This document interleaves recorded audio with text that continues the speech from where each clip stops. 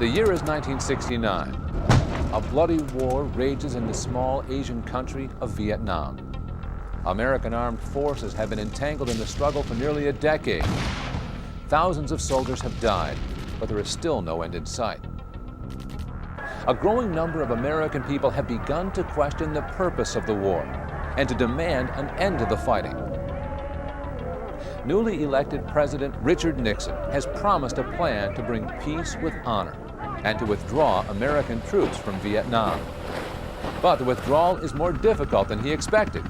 In order to force the North Vietnamese to negotiate, Nixon has secretly ordered the bombing of their bases in Cambodia.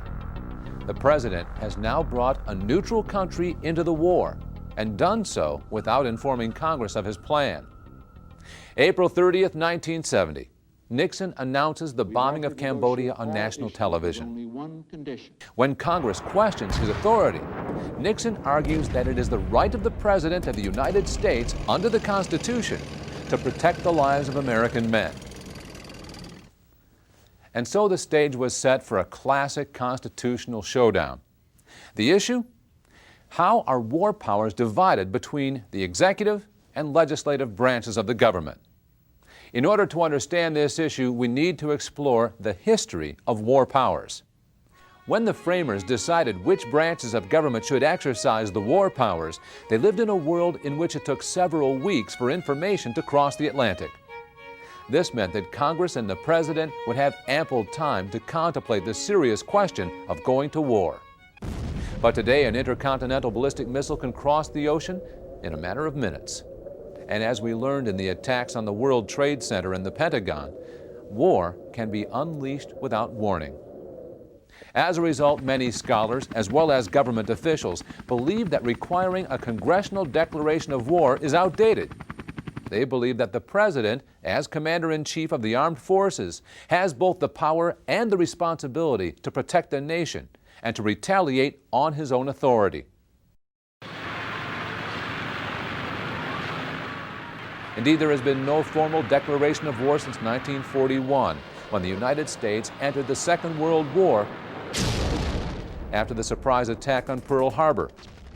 Most presidents, however, have worked closely with Congress when they believed it was necessary to send American troops into battle. By appropriating money for these ventures, Congress has, in effect, declared war. The same was true in Vietnam, up until the time that Lyndon Johnson was charged by his critics with taking matters into his own hands. When Richard Nixon's use of presidential power threatened to further expand the war, Congress responded by passing the War Powers Resolution of 1973. This resolution limited the president's ability to single-handedly commit American troops to combat. It also required the president to give timely notice of military action and to consult with Congress. Scholars and politicians have debated the War Powers Resolution ever since. Presidents from Richard Nixon through George W. Bush have refused to accept its constitutionality, while Congress has not enforced it. And thus far, the Supreme Court has declined to offer a ruling, viewing it as a political matter to be resolved between the legislative and executive branches. In terms of separation of powers, does the intent of the framers of the Constitution still make sense in an age of nuclear, chemical, and biological weapons?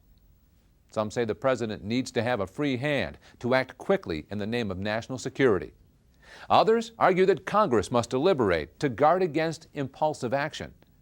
The War Powers Resolution specifically addresses this conflict, but whether or not it is constitutional has yet to be decided.